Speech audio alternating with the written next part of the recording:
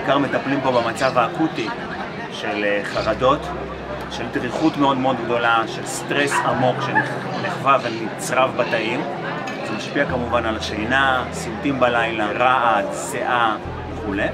ויחד עם זה יש גם כמובן את המקום של האבל והיגון והאובדן הגדול, וההומאופתיה הוא כלי אדיר בנקודות האלה, ואנחנו ממש מצליחים מאוד לעזור. ואנחנו פה נמצאים כבר 2.5 שבועות, ובמקום הנוסף של הנובה אנחנו נמצאים בכוכב הים, וזה פשוט מדהים לראות את הכוח הזה, ואנחנו פה בשביל כל הזמן לעזור לחבר'ה האלה.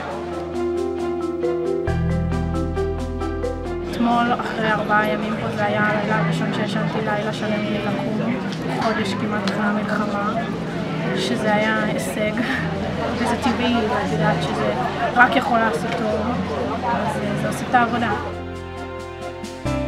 הקשיים שלי היו מאוד התמקדו בשינה שלי, בכאבים בגוף, ואמרתי לה שממש כואב לי בטח הזה, והיא נתנה לי תרופה.